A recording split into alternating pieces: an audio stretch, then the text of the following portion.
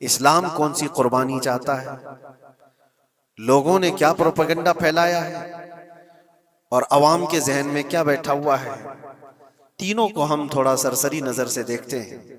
सबसे पहली चीज तो यह है, इस्लाम जिस कुर्बानी की बात कर रहा है, कुरान में अल्लाह फरमाता है लन यनालल्लाह लुहुमुहा वला दिमाउहा, न तुम्हारा गोश्त न तुम्हारा बहाया हुआ खून अल्लाह तक पहुंचता है, वलाकिन यनालुहु तक़वा मिनकुम, बल्कि उसके पीछे जो तुम्हारा तक़वा है वो अल्लाह तक पहुंचता है।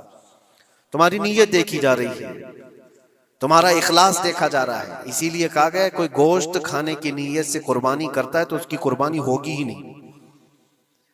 गोश्त की नीयत से अगर किसी ने कुर्बानी किया उसकी कुर्बानी नहीं, या फिर अगर ज़बह करने के बाद बेचने की नीयत किया गोश्त में से कुछ हिस्सा, वो तिजारत की नीयत किया हुआ है, तब भी उसकी कुर्बानी नहीं है। कुर्बानी सिर्फ वो है जो खालिस अल्लाह की रजा के लिए करे, जो अल्लाह ताला ने हुक्म फरमाया मुझे और अल्लाह करीम के हुक्म पर अमल पैरा होते हुए मैं कुर्बानी कर रहा हूँ, ये इस नीयत के साथ जिसने कुर्बानी किया उसकी कुर्बानी कबूल है। ये इस्लाम चाहता है आपकी कुर्बानी। और लोगों के दिलो दिमाग में जो अक्सर बैठा हुआ है वो ये है कि मौसम आ रहा है, सब कर रहे हैं तो हमको भी करना चाहिए। और कुछ लोग फैशन के तौर पर, कुछ लोग बच्चों की जिद पर कुर्बानी कर गए। ये लोगों के ज़हन और दिमाग में बैठा हुआ है। नहीं मेरे अजीजों, जो मालिक निसाब है उस पर कुर्बानी वाजिब है। यहाँ तक कि अल्लाह के नबी सल्लल्लाहु अलैहि वसल्लम ने इरशाद फरमाया, इस्तिताअत होने के बाद, मालिक निसाब होने के बाद जिसने कुर्बानी नहीं किया, हुजूर फरमाते हैं वो हमारी ईदगाह के करीब भी ना आए। हुजूर अकरम सल्लल्लाहु अलैहि वसल्लम फरमाते हैं हमारी ईदगाह के करीब ना आए।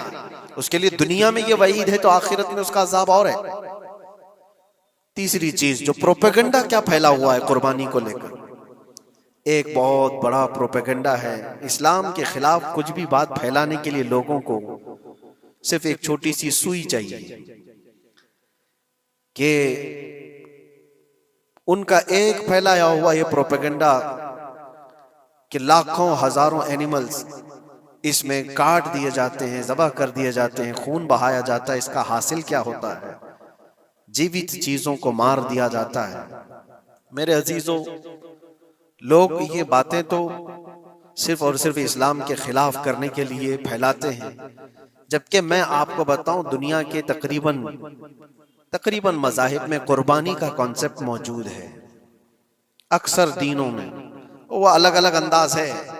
कहीं बलि चढ़ाना हो गया है, कहीं देवता को कुछ पेश करना हो गया है।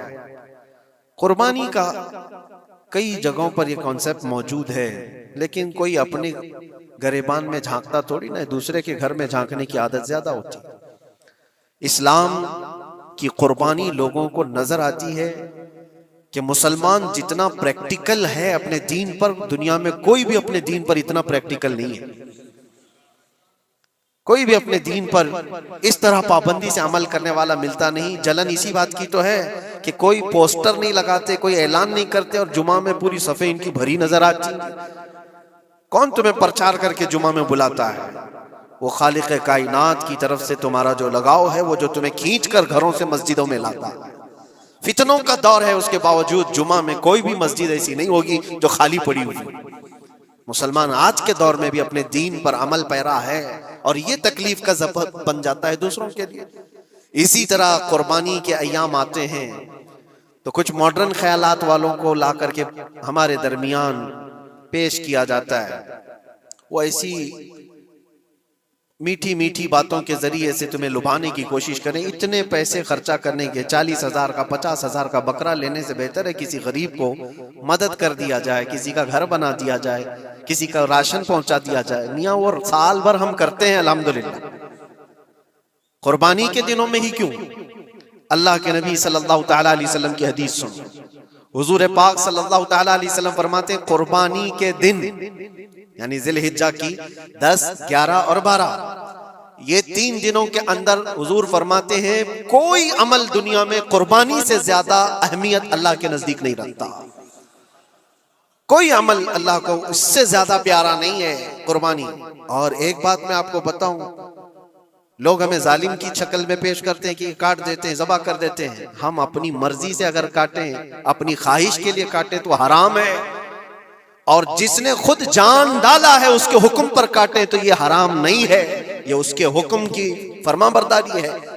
एक बात याद रखो, जानवर तो ये बकरा हो, भैंस हो, ऊंट हो, जिनकी कुर्बानियां होती हैं ये अलग।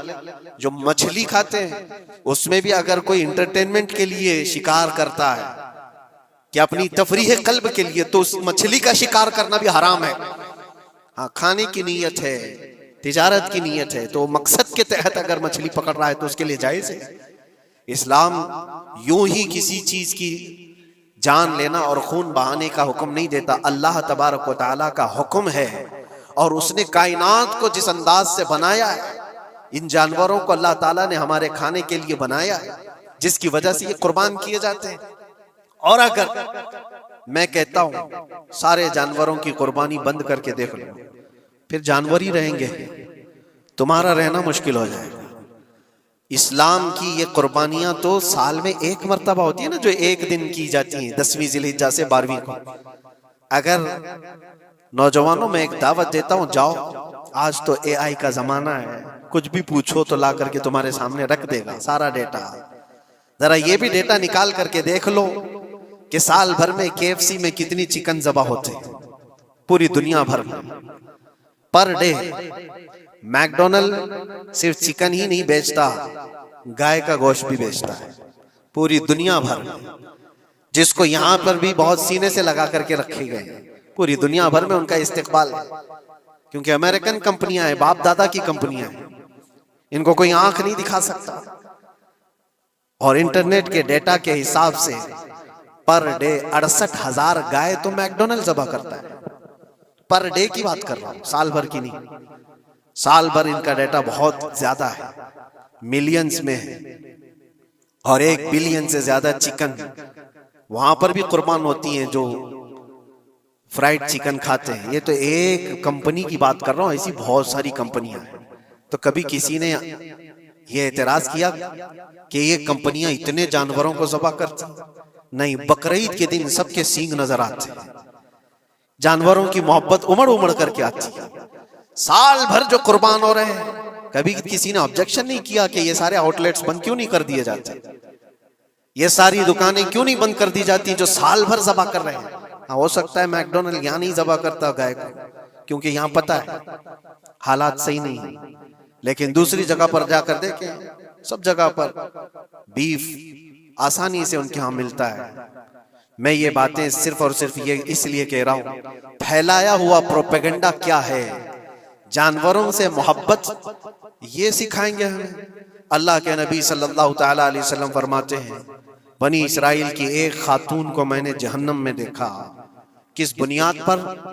फरमाते हैं वो इबादत गुजार थी, जाहिदा थी, परहेजगार थी, लेकिन एक बिल्ली पाली हुई थी, और उसने कभी इबादत करनी होती तो 2-2 दिन 3-3 दिन तक अपने कमरे में गोशा नशीन हो जाती थी अकेली, और उसने अपनी बिल्ली को एक जगह पर गले से रस्सी लगाकर बांध दी, और 3 दिन तक वो अपनी इबादत में रही, मसरूफ रही। और 3 दिन के बाद उसे ख्याल आया तो जाकर देखी बिल्ली मर चुकी थी।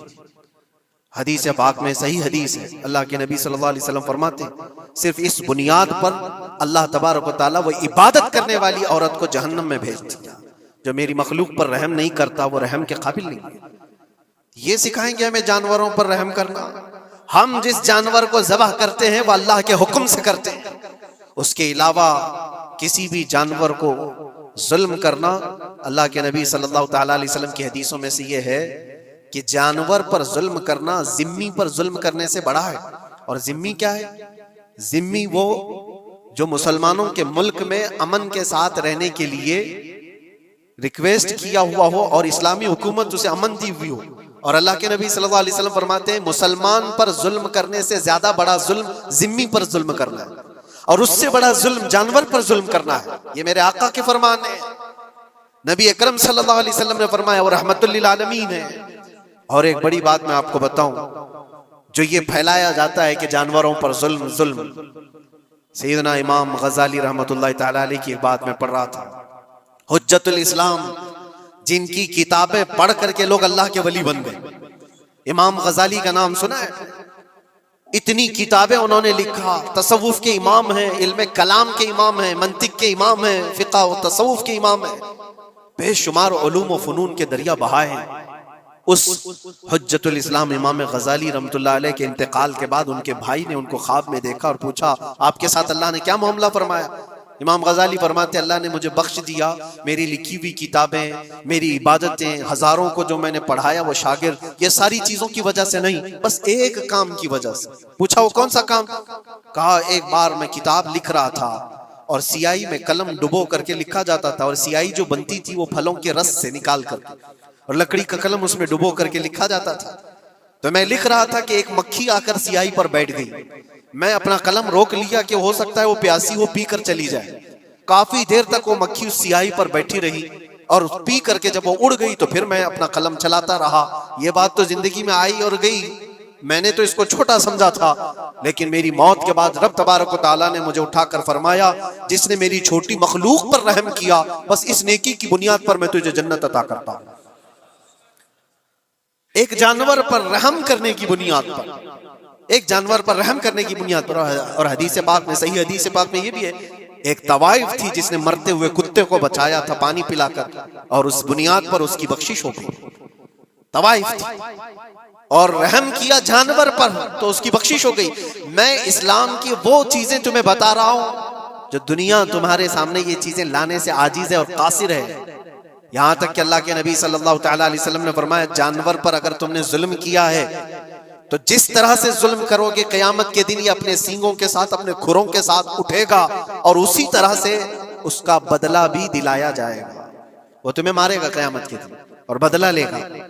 ये भी हदीस पाक में है। जानवर पर हमें उसके चेहरे पर मारने का हुक्म नहीं है, उसको उसकी ताकत से ज्यादा बोझ डालने का हुक्म नहीं है। अल्लाह के नबी सल्लल्लाहु तआला अलैहि वसल्लम के पास एक सहाबी आए, ऊंट पालते थे। कहा एक ऊंट बहुत सरकश हो गया है, और जब ऊंट सरकश हो जाता है ना, किसी की खोपड़ी खींच लेता है, हाँ वो उसी वक्त सर को पकड़ लिया तो आदमी वहीं खत्म हो जाए। वो किसी के काबू में नहीं आ रहा था, हुजूर के पास आए, रसूल पाक सल्लल्लाहु अलैहि वसल्लम ने फरमाया चलो मैं चलता हूँ, देखता हूँ।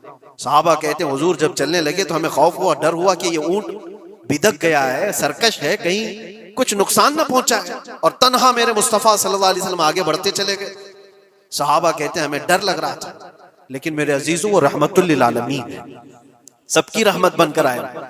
नबी पाक सल्लल्लाहु तआला अलैहि वसल्लम जब करीब गए तो ऊंट कोई सरकशी नहीं किया, कुछ नहीं।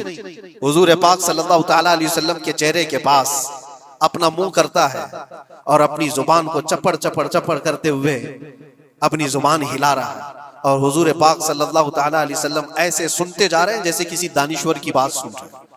फिर नबी पाक सल्लल्लाहु अलैहि वसल्लम ऊंट के मालिक की तरफ मुतवज्जे हुए और कहा, ये ऊंट तेरी शिकायत कर रहा है, ये ऊंट तेरी शिकायत कर रहा है। ये सरकश इसलिए हुआ कि तू इसकी ताकत से ज्यादा बोझ इस पर डालता है और खाना इसको कम दिया करता है। क्या ये बात सही है?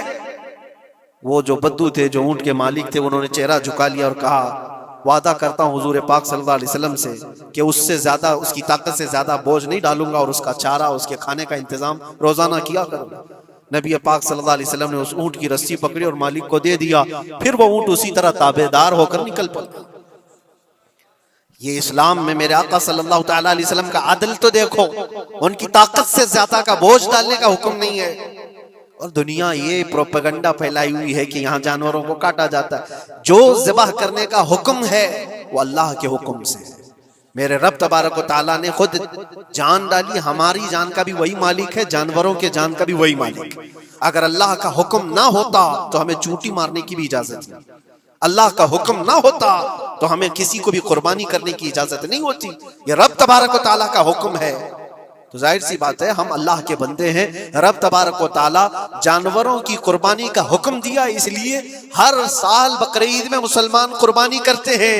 अगर अल्लाह चाहे तो अपने बेटों की कुर्बानी का भी हुक्म दे दे, और दिया है रब तआला ने, और वो भी करके दिखाया सैयदना इब्राहीम अलैहिस्सलाम।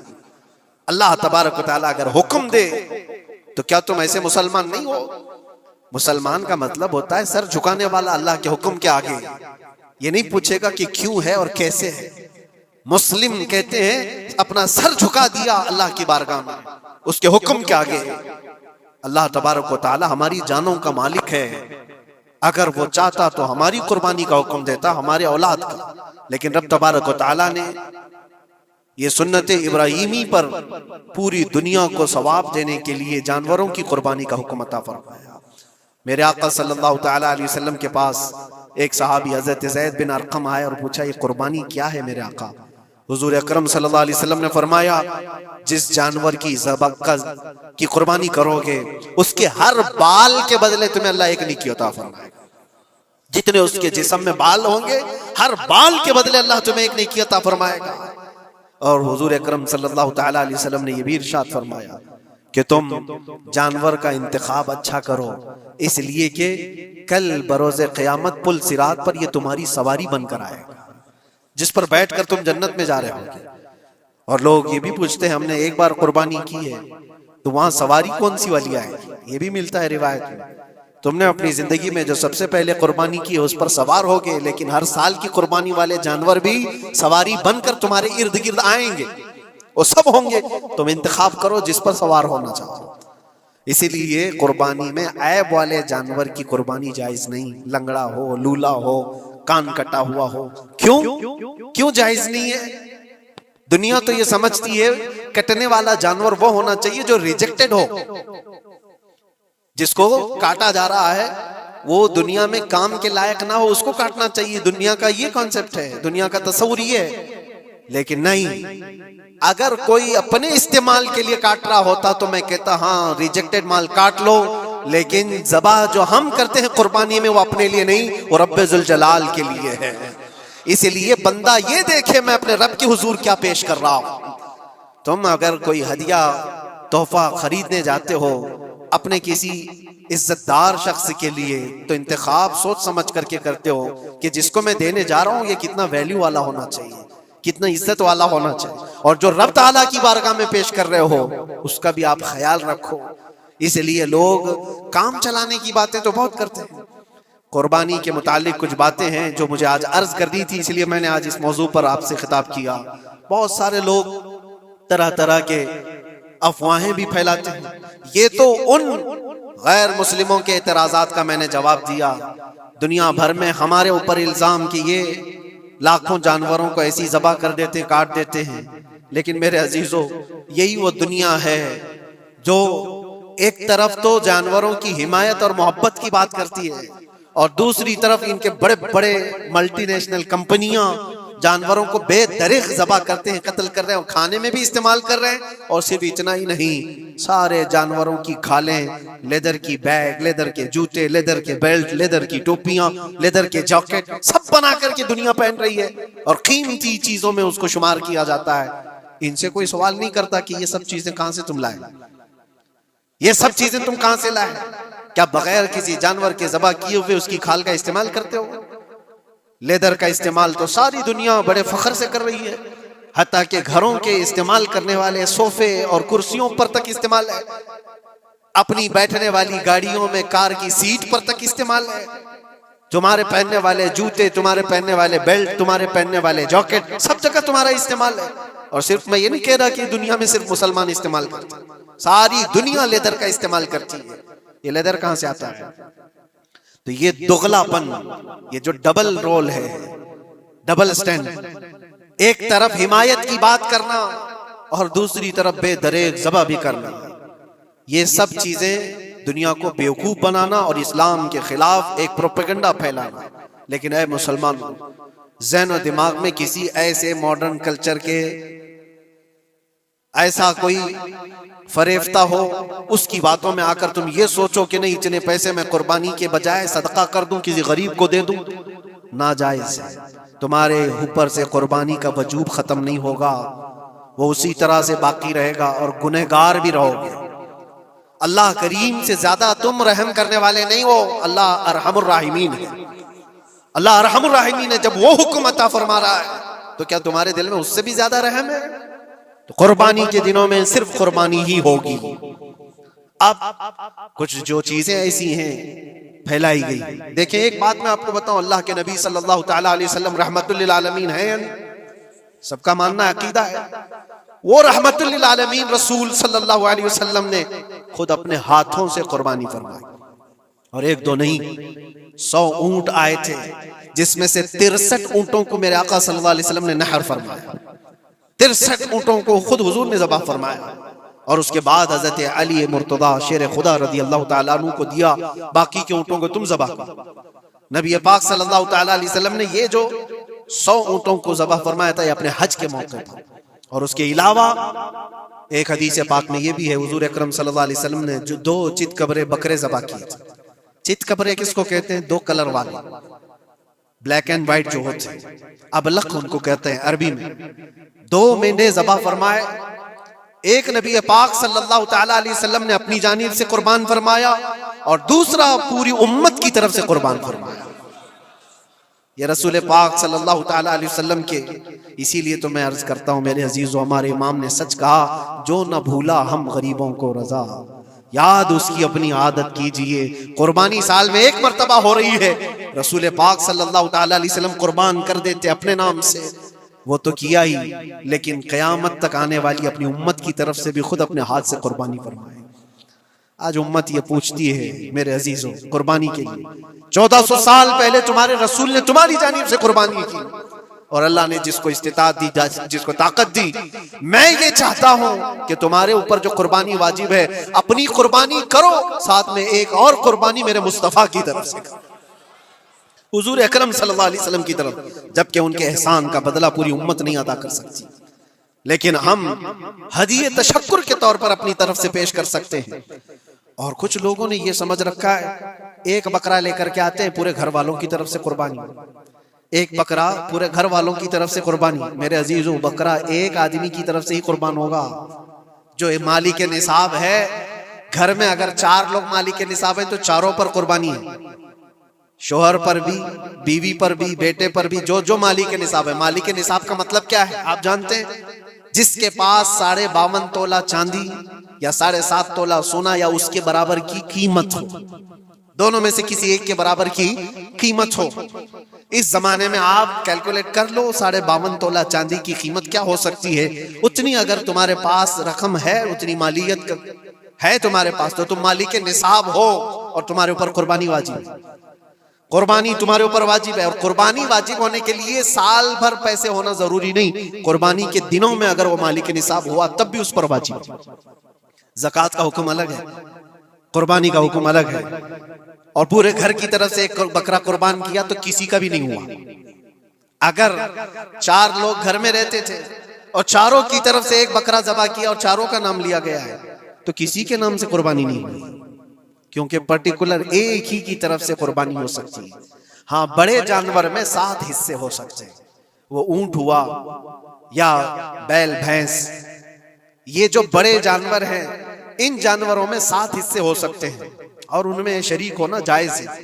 लेकिन 7 लोग जो शरीक हो रहे हैं उनके लिए भी शर्त है, कोई एक बंदा भी उसमें गलत अकीदे वाला भी ना हो और गोश्त की नीयत से शरीक ना हुआ हो, बल्कि सब कुर्बानी की नीयत से आए हो तो सबकी कुर्बानी होगी। ये ख्याल भी रहे, जरूरी है। अब हालात ऐसे आ गए कि सबके लिए एक बकरा लेना अगर ताकत के भर नहीं है, इस्तिताअत नहीं है, तो वो बड़े जानवर में हिस्सा ले सकते हैं जहां पर ये कुर्बानियां हो रही हैं, शरीक हो सकते हैं। कुछ लोगों ने ये प्रोपेगेंडा भी फैलाया है हमारे दरमियान में से कि बड़े की कुर्बानियां जो होती हैं, इज्तिमाई कुर्बानियां, ये जायज नहीं है, आदमी को अपनी कुर्बानी के वक्त सामने होना जरूरी है। ऐसी बातें फैलाई गई हैं। मैं आपको हदीस पाक सुनाता हूं। अल्लाह के नबी सल्लल्लाहु तआला अलैहि वसल्लम ने इरशाद फरमाया हजरत फातिमा से, कहा है फातिमा अपनी कुर्बानी के वक्त सामने रहो, कुर्बानी के खून का कतरा जमीन पर गिरने से पहले अल्लाह ताला तुम्हारे पिछले सारे गुनाह माफ फरमाएगा। हदीस पाक है।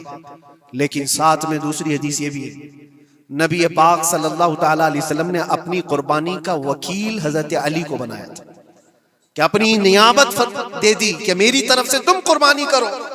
इस तरह से जो मुसलमान इस्तिताअत नहीं रखता खुद करने की, वो अपनी जानिब से किसी दूसरे को वकील बना सकता है। शरअन जायज है, किसी को भी वकालत दी जा सकती है, नियाबत दी जा सकती है, मेरी तरफ से तुम कुर्बानी करो। जैसे कि घर में कोई औरत मालिक के निसाब है, अगर यह हुक्म होता कि औरत खुद जाकर के करे तो कहां से करती? औरत किसी को वकील बना सकती है, अपने शोहर को कह दी या किसी को दे दिया पैसे कि मेरी जानिब से तुम कुर्बानी करो, यह जायज है बिल्कुल। जिन लोगों ने ये प्रोपेगेंडा फैलाया है हमारे दरमियान में कि कुर्बानियां नहीं होती, वो जाहिल लोग हैं, पढ़े लिखे लोग नहीं। शरई मसाइल को जाने बगैर इस तरह की बातें अवामुल नास में, अवामुल मुस्लिमीन में फैलाना ये गुनाह है। हाँ, इस बात को याद रखें, जो वकील है कुर्बानी का, उसके ऊपर जिम्मेदारी है कि वो जितने लोगों की कुर्बानी कर रहा है जानवर शरीयत के मुताबिक का ले, ऐबदार जानवर की कुर्बानी ना करे। लागर हो, कमजोर हो, सींग टूटा हुआ हो, कान कटा हुआ हो, पैर कटा हुआ हो, दुम कटी हुई हो, या इतना कमजोर के चल नहीं सकता, खड़ा नहीं हो सकता, ऐसा ऐबदार जानवर ना ले। ये वकील की जिम्मेदारी है जो सबकी तरफ से कुर्बानी कर रहा है। और दूसरी चीज, ऐब किसको कहते हैं? ऐब किसको? कान में अगर सुराख है तो वो मकरू है लेकिन कुर्बानी है उसकी। हाँ, सींग अगर बचपन उसके पैदाइशी नहीं आए थे तो जायज है उसकी कुर्बानी, आए थे और टूट गए तो उसकी मिकदार बताई गई है। 1/3 हिस्सा अगर टूटा है तो उस वक्त तक जायज है, उससे ज्यादा जड़ से टूटे हुए हैं तो कुर्बानी जायज नहीं। कोई पैर पूरा कटा हुआ है, दुम पूरी कटी हुई, ये ऐब में आता है। ऐबदार जानवर की कुर्बानी जायज नहीं, ये वकील करेगा, नहीं करेगा तो वो गुनहगार है। लेकिन इसका मतलब ये नहीं होता कि इज्तिमाई कुर्बानी जायज ही नहीं, जायज ही नहीं। ऐसी बातें क्यों फैलाई जाती हैं? हदीस पाक में मिलता है कि नियाबत और दूसरे को वकालत देना जायज है। अब कुछ लोग ये भी फैलाते हैं कि कुर्बानी के जो हिस्से लिए जाते हैं, गोश्त दिया जाए तो उसकी कीमत अलग होती है, गोश्त ना लो तो उसकी कीमत अलग होती है। सब फैली हुई चीजें हैं। उसका रीजन भी पता करना चाहिए। ऐसी बगैर इल्म के बात करने से 4000-5000 रुपए का एक हिस्सा आता है अगर शहर में कोई बड़ा जानवर ज़बह करे, क्योंकि महंगा मिलता है बैल, और बाहर जब जाकर के कोई ज़बह कर रहा है तो वही एक हिस्सा 1500 रुपए में 2000 में हो जाता है। तो कुछ लोगों को ये गलत फहमी फैलाई जाती है कि ये लोग करते ही नहीं है और ऐसे ही पैसे वसूलते हैं। ऐसा नहीं। दूर दराज कुछ इलाके ऐसे हैं, बंगाल है, उड़ीसा है, और भी कई इलाके बिहार के, जहां पर बड़े जानवर निहायत ही सस्ते दाम में मिलते हैं। बल्कि वहां पर जानवरों की कीमत सिर्फ 5000, 6000 और 10,000 के नीचे होती है, बड़े जानवरों की, जो हमने देखे हैं। वहां जाकर कुछ तंजीमें कुर्बानी करती हैं। अगर वो सही तरीके से शरीयत के मुताबिक जानवर लेकर के कर रहे हैं तो कोई हर्ज नहीं, चाहे वो 200 रुपए हिस्से में भी करता हो, कोई हर्ज नहीं। कीमत मैटर नहीं करती, जानवर मैटर करता है। कीमत चाहे जितनी भी हो रही हो, इस चीज को आज वजाहत करना जरूरी था, इसलिए मैंने आपके सामने बयान किया। गलत फहमियों में ना फैले, गलत फहमियां ना फैलाएं, खुद भी बचे। हाँ, अफजल क्या है? अफजल तो ये है कि अल्लाह ने तुम पर वाजिब किया, तुम जाओ अपने हाथ से करो, तुम जाओ, क्योंकि हदीस पाक में मिलता है कि तुम अपने हाथ से कुर्बानी करो अगर ताकत रखते हो। उसके खून का कतरा गिरने से पहले तुम्हारे पिछले सारे गुनाह अल्लाह माफ फरमाएगा। यह अफजल है। ये सारी बातें थी जो ईद कुर्बान से रिलेटेड थी। अल्लाह करीम हम सबको उसकी रजा के लिए कुर्बानी करने की तौफीक अता फरमाए। लेकिन साथ में एक बात ये भी याद रखें, जब बंदा कुर्बान कर रहा होता है तो उसके अंदर ये नीयत भी हो, जैसे सैयदना इब्राहीम अलैहिस्सलातु तस्लीम को अल्लाह ताला ने क्या फरमाया था? 4 परिंदे लो, उनको ज़बह करो, उनके सर अपने पास रखो, उनका कीमा बनाकर 4 पहाड़ों पर रखाओ और फिर उन परिंदों का नाम लेकर के बुलाओ, वो जिंदा होकर के आ जाएंगे। क्योंकि इब्राहीम अलैहिस्सलाम ने अल्लाह से पूछा था कि अल्लाह तू मरने के बाद लोगों को जिंदा कैसे करता है, मैं देखना चाहता हूँ। तो रब ताला उनको प्रैक्टिकल दिखाना चाह रहा था कि जाओ ठीक है, ज़बह करो 4 परिंदे और उनका कीमा बना दो, सर उनके अपने पास रख लेना और उनका कीमा 4 पहाड़ों पर रख कर आओ, और फिर आकर उन सरों के पास खड़े होकर उन परिंदों के नाम लेकर बुलाओ, आ जाएंगे। इब्राहीम अलैहिस्सलाम ने इसी किया। 4 परिंदे लिए थे। क्या क्या लिए थे आपको मैं बताऊं? एक मुर्गा था, एक कौवा था, एक कबूतर था और एक मोर था। परिंदों के नाम याद रख लें, कौवा है, मुर्गा है, कबूतर है और मोर है। चारों को ज़बह किया, उनके सर अपने पास रखे और जिस्म के सब कीमा बना दिया और 4 जगह पर मिक्स करके उनको रखा है।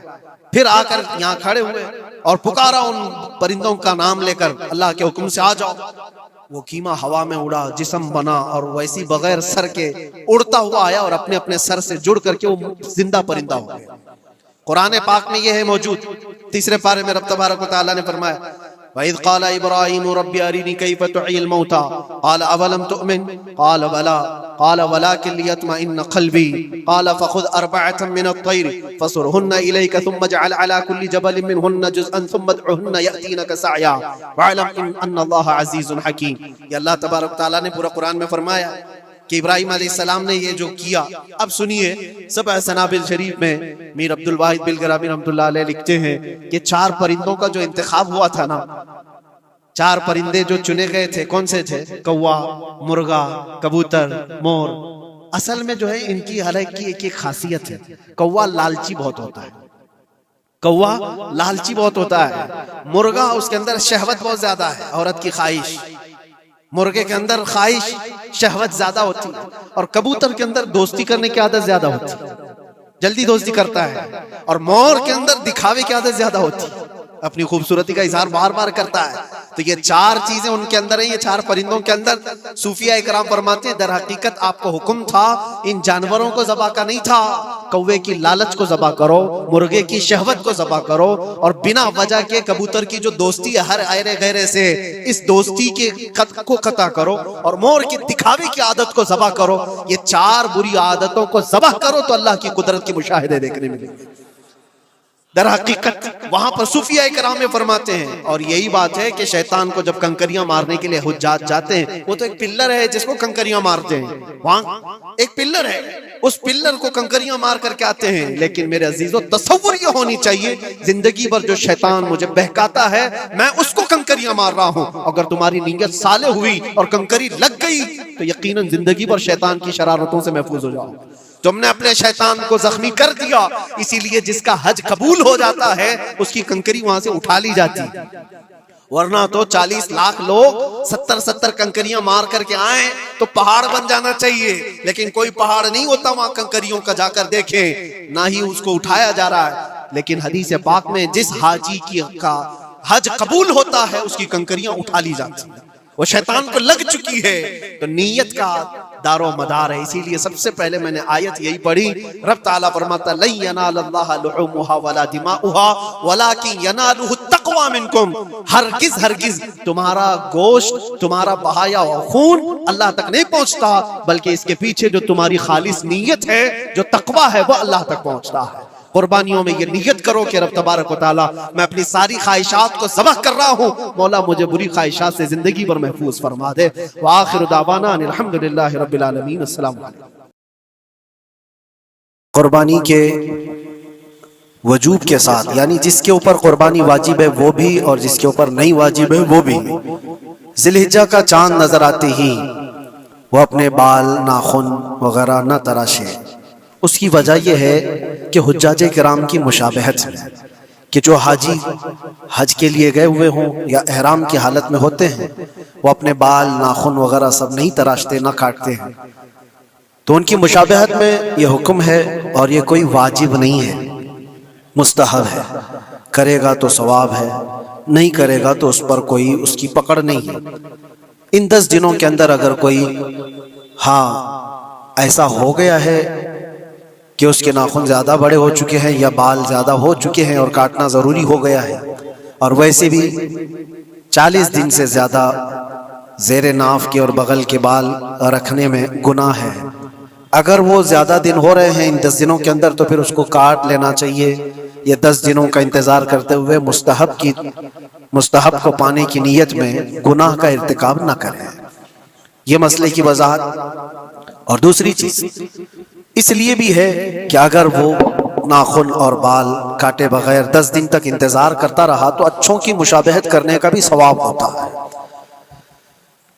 और दूसरी चीज ये कि कुर्बानी करने के बाद जो गोश्त है, बहुत सारे लोगों के ज़हन दिमाग में ये भी होता है कि उसको खुद खा सकता है कि नहीं खा सकता है, उसको क्या करना चाहिए। मुस्तहब तरीका ये बताया गया है कि उसमें 3 हिस्से करे, अपने लिए एक हिस्सा रखे, अपने रिश्तेदारों के लिए, अजीज व अकारिब के लिए एक हिस्सा, और एक हिस्सा गुरबा और मसाकीन को तकसीम करने के लिए। लेकिन ये भी मुस्तहब है, इसमें वाजिब नहीं है। चाहे तो पूरा हिस्सा खा सकता है अकेला, चाहे तो पूरा हिस्सा बांट भी सकता है, ये भी वाजिब नहीं है। अपनी कुर्बानी का गोश्त चाहे तो पूरा इस्तेमाल कर सकता है, चाहे तो पूरा बांट भी सकता है, चाहे तो थोड़ा रखकर थोड़ा बांट भी सकता है, सारे उसके लिए जायज है, वो कुर्बानी का मालिक है। ये मसला भी आप समझ करके चले। इसी वजह से किसी को कुर्बानी का आपने वकील बना दिया, किसी दूसरी जगह पर उससे कह दिया कि मेरी कुर्बानी करो और गोश्त भी वहीं तकसीम कर दो, तो कोई हरज नहीं, जायज है, कुर्बानी आपकी अदा हो जाएगी। ये मसले की वजाहत भी आपके लिए जरूरी थी। और एक चीज, कुछ लोगों ने यह भी फैलाया कि कुर्बानी का गोश्त जमा करके रखना 3 दिन से ज्यादा ये जायज नहीं होता।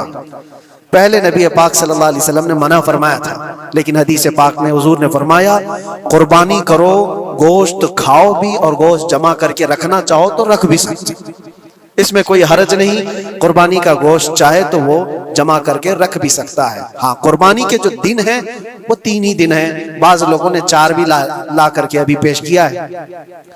किसी साहब फिक्र ने ये नया मसला पेश किया है जमात अहले हदीस की तरफ से गालिबन कि चौथे दिन भी कुर्बानी हो सकती है, यानी 10 ज़िलहिज्जा, 11 को, 12 को और फिर 13 को भी।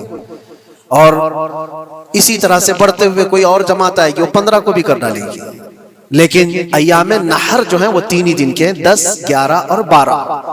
12वीं का सूरज गुरूब होने तक ये अय्याम नहर कहलाते हैं और इन्हीं में कुर्बानी है।